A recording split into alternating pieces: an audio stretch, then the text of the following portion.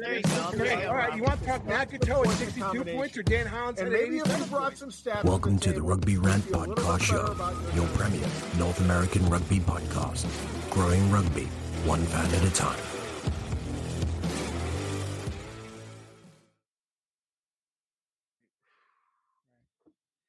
And welcome back, Rugby Rant fans. It's Thursday night. It's the newest episode of the Rugby Rant, episode 113, featuring Scott the Big Guy Ferrara, Rob the Hammer Hammerschmidt. Our buddy Ty couldn't be with us tonight, but that's okay. He's with us in spirit. That's one of the good things about the show. Me, Hammer, and the staff are actually really good buddies, and we talk about rugby constantly over text. It's like, if we were talking about reality TV or something. But, we're going to come at you with the latest in rugby news right now with our Around the Pitch segment.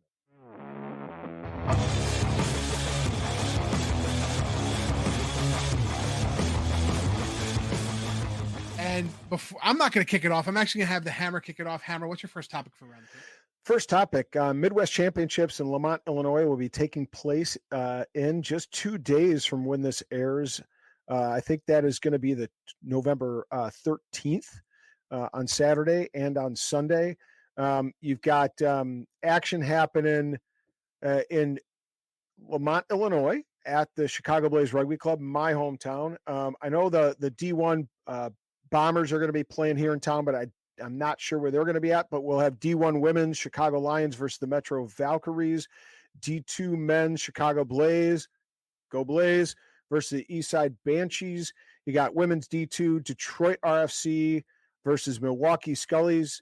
You got men's D3 Detroit versus Chicago Riot, go Chicago Riot, and you got men's D4 Flint Rogues versus Red River RFC. Should be a great slate of games happening all weekend down there at the Chicago Blaze Rugby Club. Nice. And I'm kicking it over to myself. We're talking about the USA getting their opening win in the Repertoire tournament against Kenya, being played in Dubai. USA 68, Kenya 14. Han the Butcher, Dylan Fawcett gets a hat trick. You love to see it. Man of the match. Also, man of the match. And you had another brace by Christian Dyer. Nate Osberger scores. Fana Schultz, Jameson Fana Schultz scores. I believe debutant Mitch Wilson scored the last one. Luke Carty hit 4 or 5 conversions. AJ McGinty hit 5 conversions. There was a yellow card on CC Mahoney that, in my opinion, should have been a red card for illegal clear out directly to the head. Don't know what the heck the referee or the TMO was doing to not give CC a red card. And CC, brother, what the hell are you thinking with that clear out? You got to get your head straight. We're playing Hong Kong this upcoming week. Not really sure the time. I forgot right now. But this is our second of 3 matches. If we win all 3 matches, we get that second America spot in the Rugby World Cup. Hammer, what's your second Around the Pitch? Well, I'm a big supporter of championships, so I'm going to shoot right over to the National Collegiate Rugby NCR Championships. There's going to be a couple weekends in which this is going to transpire. It starts November 12th. You got women's D2, and you got women's small colleges. We have locations in Elkhart, Indiana, Wayne, Nebraska, Culpeper, VA, Virginia, and Beverly, Massachusetts. Then on November 18th, you got women's D1 in Reading, Pennsylvania, and St. Louis. And then December 3rd and 4th, you've got the whole enchilada, the big tamale, the matzo ball, if you will, happening in Houston at Aviva Stadium. D1, D2 small college finals put on by NCR. Congratulations. We're going to get Jeremy Treese, the head of NCR, on soon, and we're going to give him an opportunity to talk about this great event being put on in an MLR stadium. And my last topic for the night, I'm talking about the Rugby World Cup 2021. You had a semifinal clash between the Red Roses and the girls up north, the Maple Leafs of Canada. Man, it was a friggin' back and forth, just gut-punching match. Red Roses come out on top 26 to Canada's 19 points. And it was really just a couple penalties conversions that really sealed the deal for the Red Roses. I mean, this match was back and forth. It was physical. It was everything you can want in a match. It was unbelievable. England, in the first 15 minutes, England looked to be in control. And then all of a sudden the Canadians start to come back. And all of a sudden, it's the women's Canadian team is a true team playing team. They pass the ball. Everybody gets a shot. Everybody's making breakouts. Everybody's making hard tackles. It's just not one woman making all the plays. And they almost edged the number 1 or number 2 team in the world. Actually, I think the Red Roses were number 1 at the time. In a semifinal. The Red Roses will play New Zealand. In the second semifinal, New Zealand and France came down to a last-second penalty kick in which France missed to send the Black Ferns over to the final. It'll be a Red Roses versus Black Ferns final. But good job. The Rugby Canada women had a great run and played their friggin' hearts out, and just lose by 7 points just a converted try is a tough one. It's a tough one to drop. But guys, we're coming up with our rant right now, and this is a hot topic. We're very excited to talk about it, but before we do that, we gotta get a word from our sponsors. Tighthead Brewing Company is not just Chicago's premier location to watch rugby and enjoy quality ales and lagers. It is also a great place to enjoy local acts performing live music every Thursday and Saturday nights. Additionally, their Wednesday night trivia nights are something not to be missed. Tighthead is located in Mundelein, Illinois, and easily accessible for many Chicagoans, as it is just steps away from the metro. Owner Bruce Durr and the Tighthead staff are dedicated to ensure your microbrew experience is as tight as their beers. Bruce's love for rugby extends beyond the origin of his brewery's name. Tighthead is committed to supporting the rugby community. This includes his support for Lake County RFC and our own Rugby Rant podcast show. Tighthead's tap room is like the familiar rugby clubhouse in which friends and teammates can meet, socialize, and enjoy the wide variety of brews on tap. Regardless of whether your palate enjoys a good IPA or dark barrel-aged brew, Tighthead can deliver. Hey, Chicago, when you want rugby, Tighthead Brewing Company will satisfy your thirst. Tighthead, it's worth more than a try.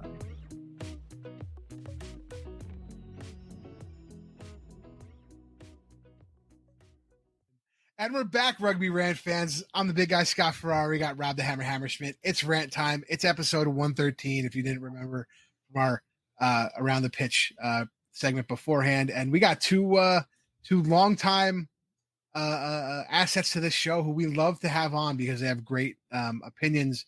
Their rugby knowledge is unmatched. John Cullen, who's going to be the new coach at University of Northern Iowa. And then we have Rick, the Jackal King Collins, who is the interim president of the Jackal Den and part of the board of directors there. Guys, welcome back to the show. Glad to be here, man. This is the day that I look forward to every 3 months or so. Super excited to be here with a pro, Mr. John Cullen. Yes. Yeah, former pro. Former pro. You're always a pro in our minds and in our hearts, John Wayne. Yes. And by the way, I love both these guests, Scott, because I love to hear John Cullen say "kick rocks, nerd," and I usually Rick has a glass of Courvoisier or something like that. I think after is he Snoop Dogg? What the fuck? Well, after the rant's over, I think he dims down the lights and he puts on a little Rick James or something like that, and it's wah, wah, wah, you know how I live. I got the cigar ready too. Nice. I had a nice stogie on Saturday, but anyway, we're here to talk about some MLR news, and as you guys.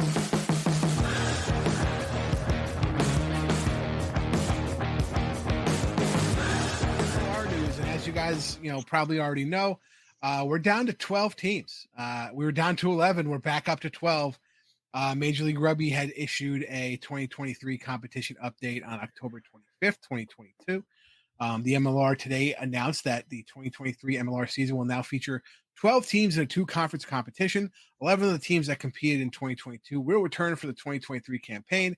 However, neither the Austin Gilgronis nor the LA Giltinis will participate.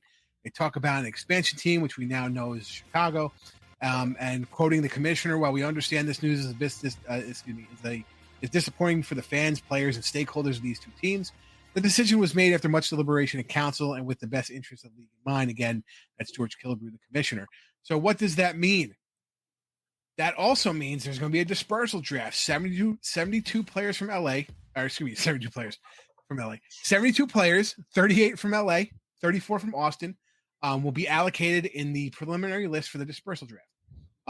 AG and Giltini players have the right to opt out of the dispersal draft, as the final list of players will be released to the existing MLR teams and I would assume Chicago sometime in the next couple days. However, if a player opts out of the dispersal drafts, they cannot sign with an MLR team till the halfway point of the 2023 season. Each existing franchise will get a total of 4 picks, while the expansion team will get a total of 16. Teams who decide to pass in the first round or pass twice in consecutive rounds will be excluded from the rest of the dispersal draft. Real quick, before we kick it off to John Cullen, I just want to say these are the exact same rules from the last dispersal draft. People have read these rules and they've been pretty fired up about it. But if you've been a fan of the MLR since the beginning, I think we've had 2 dispersal drafts at this point now, because we had one for Colorado and another one for Dallas. And those are the exact same rules. If a player doesn't want to be in the dispersal draft, they have to wait till the second half of the next season. Man, it's tough. You have a former Shield winning team. You have the AGs who are right up there, doing very well last season, and they're not in the competition anymore. Now we have a true Midwest team in Chicago, and we're waiting for more information on them. But let's talk about this breaking news. John Cullen, what do you got, buddy? Yeah, gosh, there's so many layers to this. With the dispersal, I get it. Obviously, as a former player myself, I mean, every part of me is going to disagree with if you choose to opt out, you got to wait to the mid-season thing. That's a bit silly. I could see where it made sense with the artist formerly known as the Colorado Raptors, and that is just so new. And most of those guys, like if they were Colorado guys, they were sticking around anyways for whatever was going on, or it was kind of a weird one. I think at this point, with 2 such established teams, and to bring in the factor of what those rosters were composed of, I think it's more of a hindrance to some of the teams than it is to the players. But it's tough. I mean, a dispersal draft's tough. Obviously, you don't quite know, and we don't always have the ins on with some of those high-profile LA and Austin guys if they're even going to come back to the MLR. So maybe it's a moot point, anyways. And I still am going to feel for some of those local guys if they were like genuinely Austin guys, which they had a couple of them. There are some Southern California guys on the LA team that it's like, you're just going to pick up and move. You're LA based. This was like a dream come true, right? Like I think of it as, if I put it in my own shoes, right? Like the Warriors had folded at the time. I mean, the league itself, just with how Utah, our team was built for those first couple of years, a lot of those guys can't leave. A lot of the Utah players can't leave, right? They've got families, jobs, all the things that we were working with in those first couple of years. But I'm like, those players with a family, can you pick up and move to Chicago or New Orleans or, Dallas for an MLR salary? I kind of feel for the guys on that one a little bit. But, I mean, it sucks. It is what it is. And I hope they find a good scenario.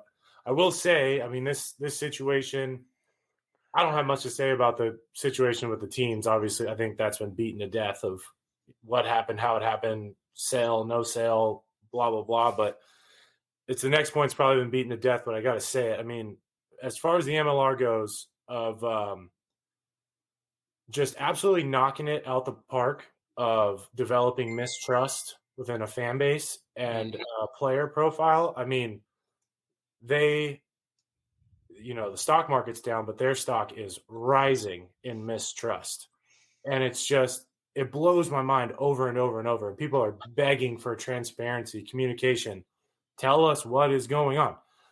I steal it from the military all the time. Just give the bad news first. Say what's happening, right? If you tell me, hey, we got 7 days in the field, it's raining, it's cold, you're going to eat shit, and you're going to love it, and we're just going to get through it. You're like, sweet, all right, this is what we got. Cool, let's move forward and make the best of it. But if it's like no information, or you're trying to sell sunshine and rainbows, and you drop these bombs on people, it's creating this massive mistrust through the league, and players are already going to be salty about pay and things like that. And it's like, you keep throwing these layers on this league and this thing we were so excited about, and we're still excited about it. I still love that we have this, but it's like, you keep throwing these like layers for people to pick at. And I'm always just been like, just put put it all out there. Put all the information out there. What the hell is going on? The more people know, the less freaking yahoos you got on a Reddit page just sitting in their basements thinking of the most wazoo outcomes that you could possibly think of. First off, that's a personal. No, hold on. There's a window. That's a personal attack. It's a personal attack on the other two gentlemen we currently have in the show. I will not tolerate that. I will not tolerate that, sir.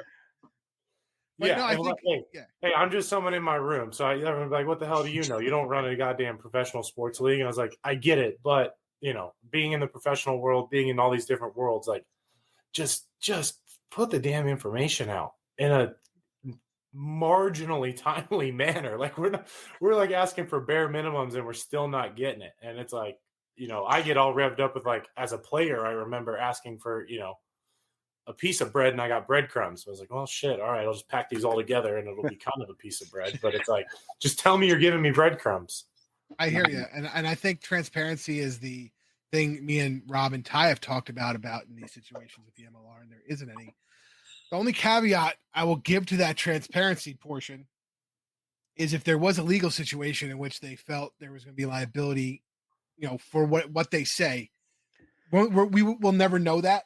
Right. But we do know that there were lawsuits brought against the league. We don't know whatever came of them. So I'm just to play devil's advocate on that particular portion for this situation.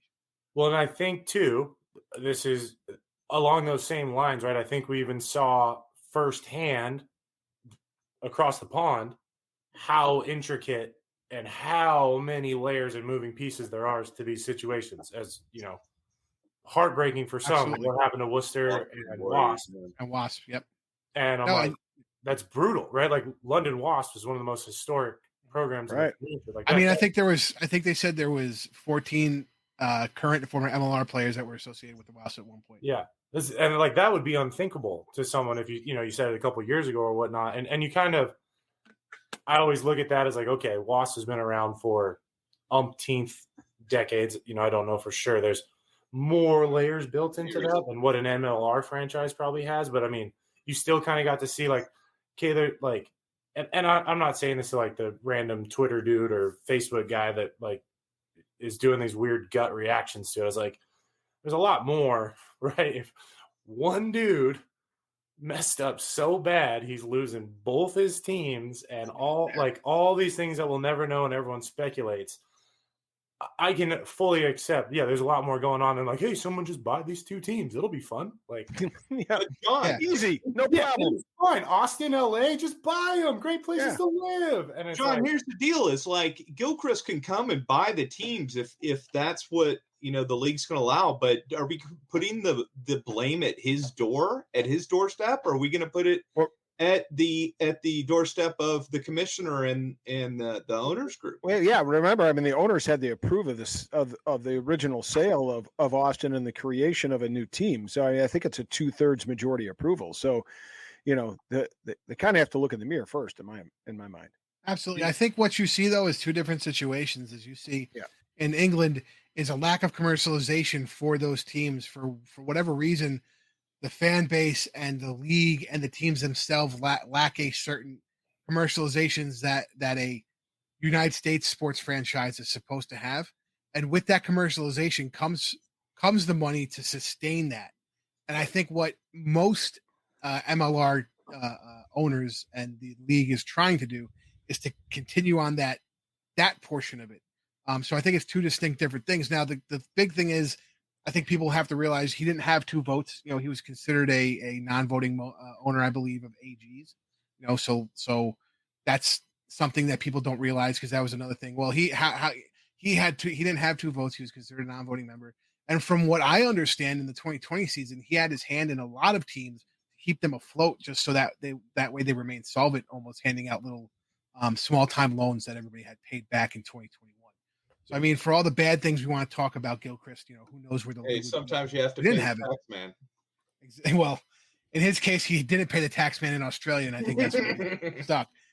Yeah, listen, I'm on the weird side of it, I think, because I'm probably too biased as a player. I fucking loved everything that guy was doing. Like everything I heard from the LA guys and everything I heard from the Austin guys, I loved what that dude was doing. But I mean, yeah, whatever he had on his personal business side that leached into it, that's super unfortunate. And I'll say I kind of purposely probably didn't dive into it. And if I'm wrong, all you guys, please stop me. But the things about I'll do it on Reddit. No, yeah, please. if it was things of like not paying staff and not paying players and some of the things that came out, like, ooh, okay, you crossed the line. But I'm like, oh, you that was it. You handed so and so a little piece of the pie at F45, and you're putting dudes in beach houses, and you're getting them places to live and cars and a trainer and food. I'm like, I was the number one advocate of like, I hope this dude pisses everyone off, and they both keep winning every year. And it's like, oh yeah, this is how you run a professional sports team. You treat people like pros, and they carry themselves that way. And then the other shit came out, and I was like, ooh. Never mind. It felt a lot like, robbing Peter to pay Paul in this situation. And he was getting a lot from Peter. And so he was able to give a lot to the teams. But the problem was he couldn't pay Paul back. Yeah. Well, Rick has his opinions, and we're going to give him his time to rant. Ricky, what do you got? So, kind of knew all along there was going to be something with these two teams. I think, John, what you're saying is true. We need to treat these guys like professionals, and seeing what the Jackals last administration did, ownership group, handed out to players was pretty terrible, to be fair. I got to talk to a lot of players. I coached some of them at the Harlequins before they ended up over there. And to hear personally from them, what their days were like over there, not great. But when you've got a guy who's spending that much money on a league where you're clearly going to be losing money for 5 years. And I, to be honest, I kind of thought, this is a fad. The exercise business, especially opening up gyms, is hugely fad based, right? I mean, there's only 2 or 3 companies that are still around from the 90s in that area, right? You got like 24 Hours still around, LA. And that might be about it. Everybody else is just, you come and go. I mean, there's 2 Gold's gyms left in the United States of America. There you go. Exactly. And so it's just risky.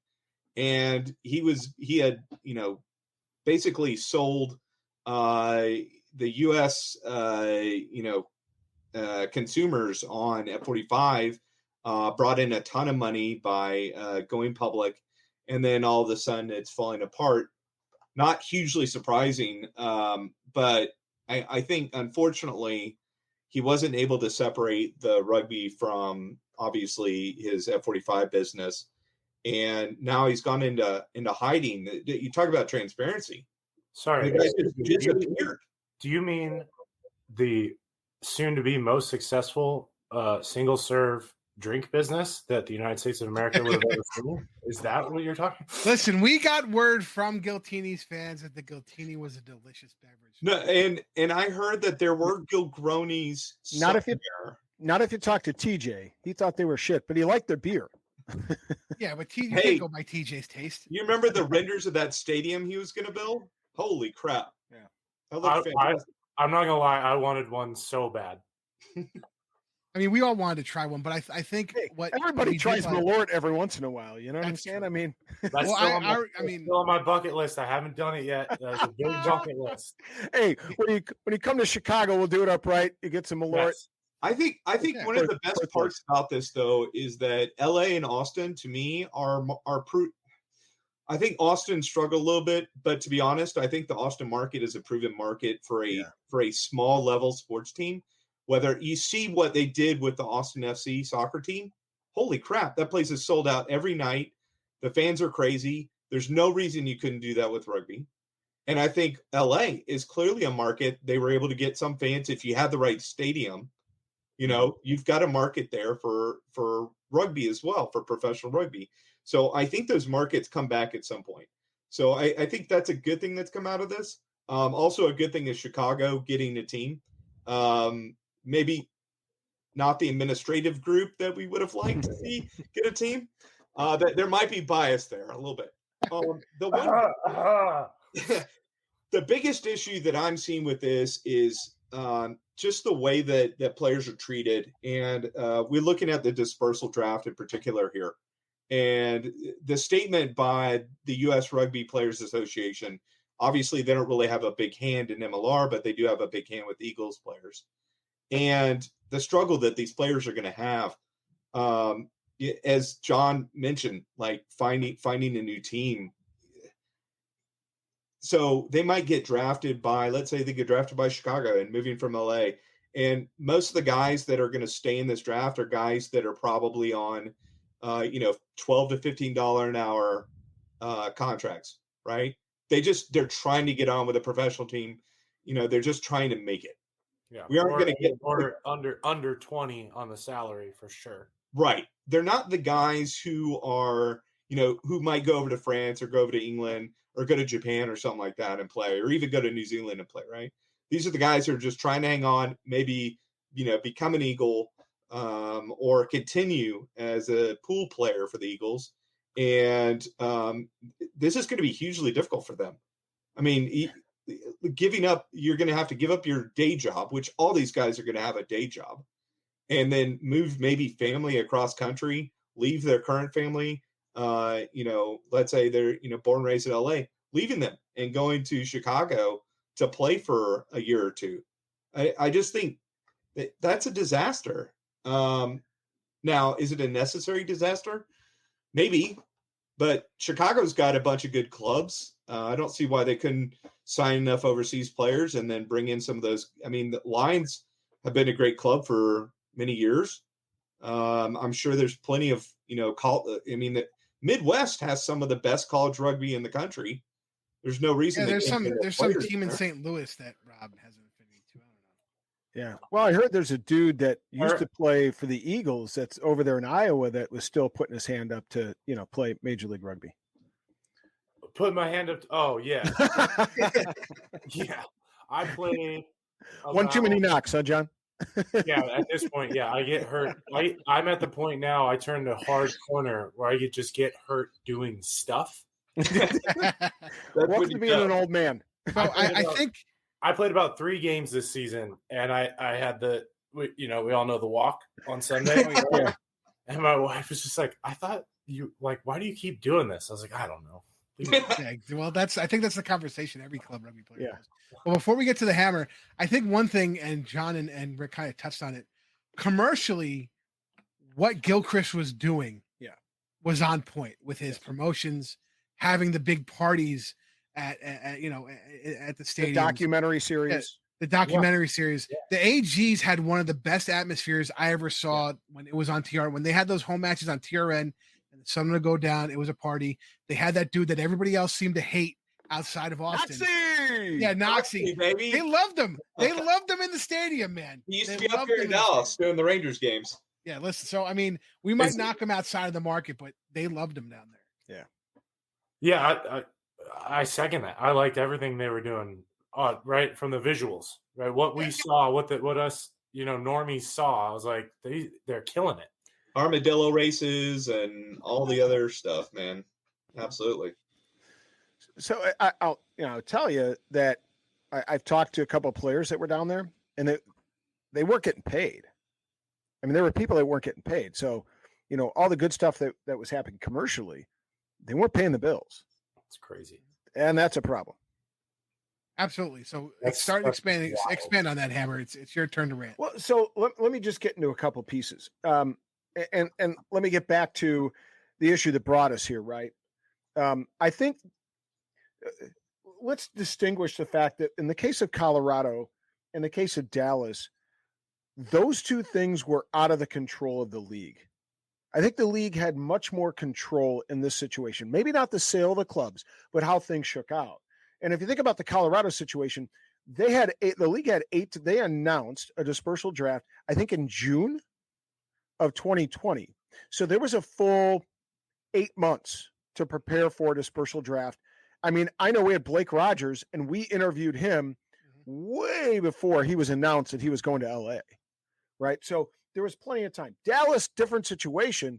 They were at the mercy of Dallas's late decision to close shop for 2021 and then move forward in 2022.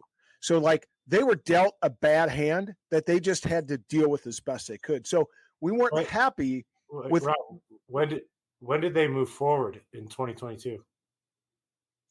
I mean, you mean we don't played? Don't make fun of 0-16. We played. Don't make fun of 0-16. Oh, sorry. I thought you we had one of the largest average fan attendance. No, I was just trying to get clarification. I didn't want. No, they had the most lost scrum attempts in the league history. You know? Sorry, Rick. It's my rant, Cullen. Damn it. So I think they were dealt, the league in both those situations deal with things as best they could. This is a very different situation in that regard, in my mind, because to me, the sale of Austin has been there and in existence and attempted for 2 years since Gilchrist bought it, right? It's been up for sale since. He was trying to make a commercially viable product, right? And he did, for all intents and purposes, until, the House of Cards fell. What the league should have done is gone with the transparency communication piece and said to everybody, look, we can't talk about what happened with those teams. There is pending litigation. But if the teams aren't sold by X date, maybe it's by the collegiate draft in August, maybe it's by September 1. We have got to move forward with how to deal with the players on these teams to give them the proper time to prepare for the next step, whatever step they choose to make. So I think the timeliness is of an issue, right? I think they could have got some player input.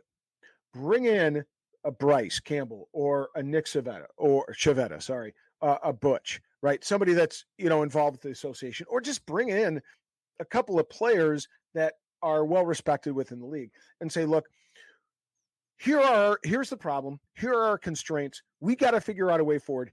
What are your thoughts? Give us some input. Because it's going to impact players, all the players, because there's a potential for any player to be put as one of the 5 that any team may be elect to be selected in this dispersal draft. Right. So give them, a little bit of control. And in the teams. So they're like, well, now the teams have, full rosters. And these players it would have helped the teams too, Rick, because now you're having teams sign players. And now all of a sudden they have to, so we don't have enough room in our salary cap in order to sign 5 additional players or 2 additional players. And we like this guy or that guy. Now, hold on. Now, so I think the player input, I think the timeliness of it, and again, go back to communication. What's happening? What's the problem? When are we going to try to get this done by? Why are we going to do it this way? And, who's going to be involved? Who are the, stakeholders? And how are we going to resolve this given the input from this group?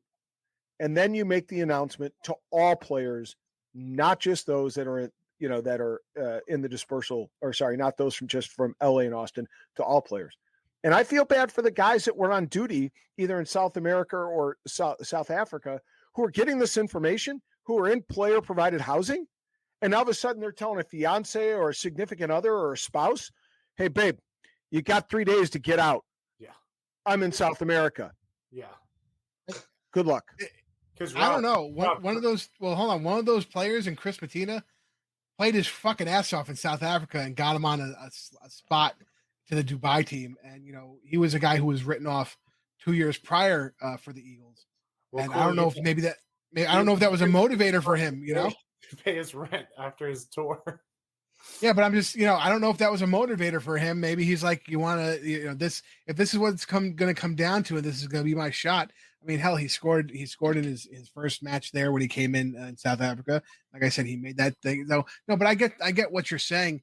I think the other thing is, though, everybody has the misconception that the rosters are completely full at this point.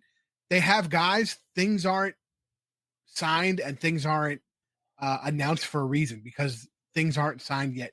And as we know, you can sign a guy right now, and then when the February deadline starts, he can't get his visa, and you're looking for those guys. Well, let me just address. I was going to push back and ask a question because, yeah, I mean, there's some wild shit that happens in November for MLR signings last minute, but also to more back your point, if I read it right, correct me if I'm wrong, that they're not making any salary cap adjustments or leniency to allow these players to be filled into teams. Correct. So and it's terrible for these guys. And when Dallas had their issues with their injuries last year, when they had the accident, the same thing. They were like, oh, teams were trying to give them players, but the league wasn't giving them any type of help on the salary cap side to get some of those players. Because I know specifically 2 or 3 teams who I spoke to their GMs who were like, we have per diem players who were willing to go there, but they couldn't sign them. Here's the thing, though. In that case, I mean, Dallas, they shot themselves in the foot a little bit. I mean, that's where you got to ask your players to be a bit more professional, having known what happened in that situation. But in this case, look, what they could, first of all, I disagree with Rick. I think the guys that Chicago is going to sign aren't going to be the per diem type of guys. They're going to look to sign, significant signings, with the standard contract type of guys at important positions that they know are a necessity, perhaps the spine positions. And then they're if they're smart, they're going to look to fill in the per diem guys with, again, those collegiate, those Lions, the Griffins, some other guys haven't, I don't know that they'll have time for an open tryout. Maybe they do, to maybe attract some of those guys who are going to fill out your roster and be good, be good dummies for the Here's my problem, though. MLR quality guys to hit, Monday through Thursday. This isn't the Raptors players. This isn't the Dallas Jackals players in this dispersal draft. Both of those teams were basically full of guys who, were on basically per diem contracts. Guys who are development style players, not necessarily big name players. And you've got Austin and LA. I wouldn't agree with that with Colorado. Okay. That's fair. I mean, Mika Kruse. Yeah, that Colorado team was. Yeah, that Colorado. Sean Davies. Luke Carty. Was Luke Carty on that part of that team? Will. Connor Cook. Still had Will. I mean, wasn't Uli, yeah, there was some. Yeah, don't forget those Colorado guys made it to the finals. I know what you're saying, but I have to push back on the Colorado one. That was historically they just turned Glendale into. They just started legally paying Glendale players. Oh yeah, no, but my point being is that the Austin and LA sides had guys that are current USA Eagles, big time players. And a lot of foreign players who are big-time players who, why would they, go into a dispersal draft when they could go and play overseas somewhere just as easily and make more money? But I think they had their fair share, like a guy like Carty, a guy like John Ryberg, who's the young wing at LA? Ryan James. Ryan James. Yeah. Michael Duvall. Ryan James is number 1 on my list for players that Jackal should try and get. But Irish Patty Ryan down there in AGs. You got guys like James before. Lerome White, probably more on the per diem side. Yeah. He's that guy that borders it. But Chris Mattina was starting the last 10 games for the Lerome's AGs up here in Dallas right now. By the way, interesting. Love that. He's no contract signed or anything that I'm aware of. But. The only good thing I want to put a little positive on this is the league as a whole of what some were worried about of getting a little watered down.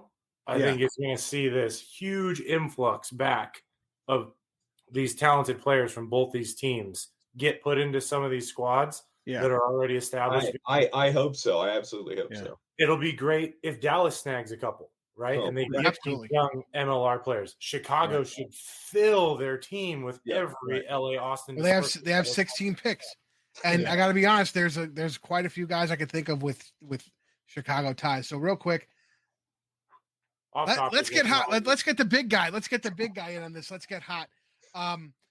Talking about the Chicago team, they already have UK ties in their management, so I know they're going to be probably hitting those UK players hard.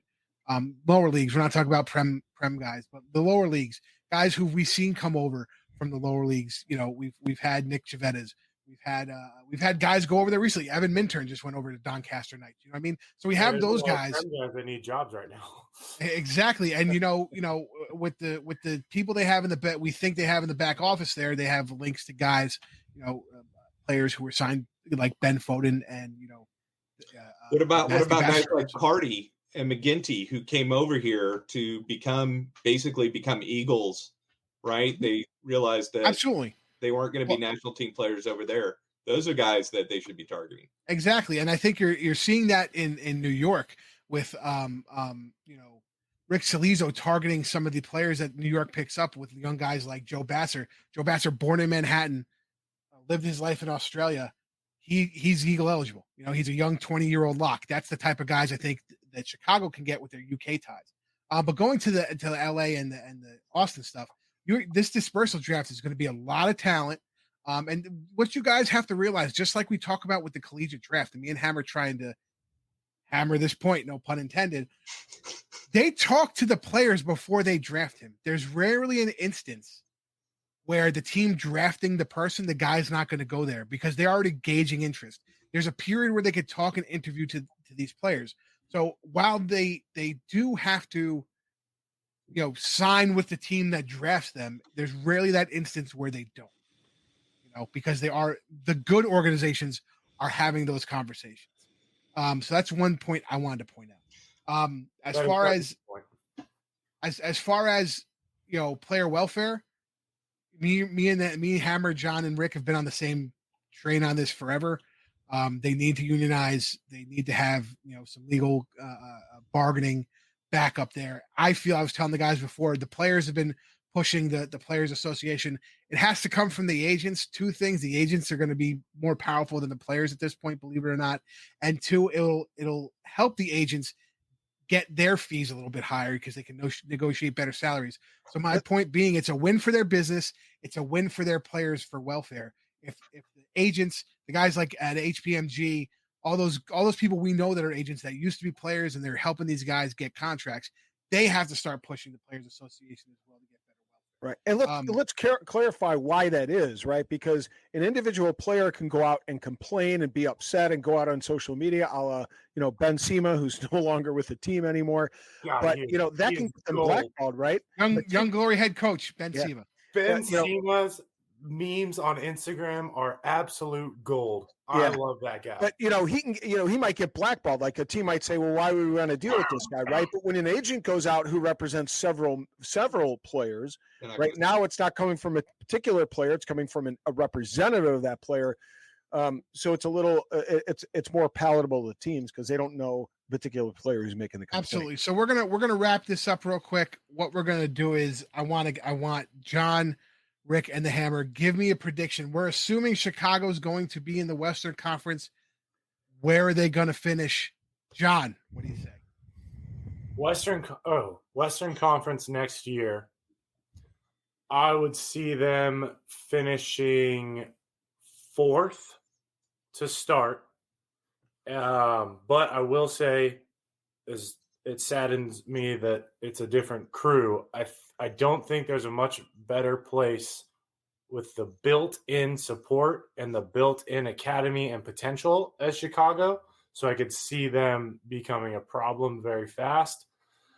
But regardless, if you stack it with LA and Austin guys, there's a lot of other things that were built in for those teams to be successful, not just the names on the jerseys. But I could see them finishing 4th. 4th place for John Cullen. Rick, the Chicago Melortinis, where are they going to finish? I hate to say, I think they're 5th above the Jackals next year. Ooh, that's a crusher. Hammer, what you got? Yeah, I would concur with that, and not just because I'm a Chicago guy. I just think that they have the option of picking up some really solid players from Austin and LA, and don't forget that those two are 2 playoff teams last season. So prior to the disqualification, they were going to both be in the playoffs, and so they're going to have their pick of some strong players at particular positions, and then they can work to fill them in through the dispersal draft some other players. I just think the one thing that Dallas has going for them is they've selected a really good selection of coach and GM, so they have the nice base. The question is what they're going to do, what they're going to be able to do to develop that in short order. Absolutely. I think, though, their ceiling is 4th place this upcoming season. It takes a while to gel, and as we know, Northeast teams, the Northern teams, don't have the best schedules. They might be doing 8 away and then 8 home, which is not necessarily the best schedule for. Hey, Chicago is beautiful in March. Listen. I'm not the hold on. Whoa. 100. Hold on, John. 113 episodes of this Hammer. I'm not the convert. I'm the guy who wants to be in New York in February in the snow, watching the Roosters play New England. So I don't know why you're taking pot shots at me. I was just stating a fact. I mean, like, throwing it back at me like I'm not the number one guy who says stop being a bitch and play in the friggin' Warriors and Glendale both have multiple snow games under their belt. I know that was great. I don't understand the obsession behind. Like, I don't understand this weird obsession of like why they were doing it, especially what they do to Toronto every year. I'm like, it makes no frigging sense. I want to go to Toronto in a blazing snowstorm to watch the Arrows. I love watching that Raptors game in the snow. Was that that one, that championship game? Was it? No, that was the last. That was the last match for them in the season of 2020. Before that was their last ever match, and they came back and won. It was I remember watching that live. That was awesome to watch.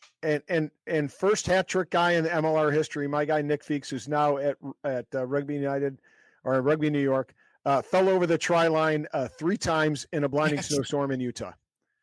Absolutely. Anyway, guys, thank you so much for being thrown out of bounds like 30 seconds before the game, and then Josh missed the tackle. Ooh, fighting words. But guys, we'll be fighting later in a later episode. Gentlemen, thank you so much for joining us. John's fired up now. Gentlemen, thank you so much for joining us. This was a great episode. We wanted to catch up on MLR. We got another Eagles match coming up this weekend against Hong Kong. Make sure you guys are watching that. Blow them away. Don't forget, RPK this week. Check out Nick Chavetta. He's going to be talking to us from the union perspective and all these issues, so you can get it firsthand from a player and somebody heavily involved in the USA Rugby Players Association. And just in case you're wondering, the Rugby Rant, doing its due diligence, have reached out to the league and asked for a representative to give their perspective on what's happened, just in an effort to stay objective and fair and balanced. I'm going to guess no comment. We'll see. Listen, we've had the commissioner on before. We've had the commissioner on before. Hopefully we can get him or a representative on again. Follow us on social media at Rugby Rant Pod and at the Rugby Rant on Instagram. Guys, it was a pleasure. John, Rick, always love having you on. Rick, mark it down. 3 months from now, you will be back on. We'll have John on next week just to piss you off. But guys, thank you so much. Be wearing your Rugby Rant gear. Yeah, absolutely. I need to order some. I got my This is how we do it. We bribe them. Anyway, fellas. That's right. Thank you so much, fans. We'll see you next week. Cheers.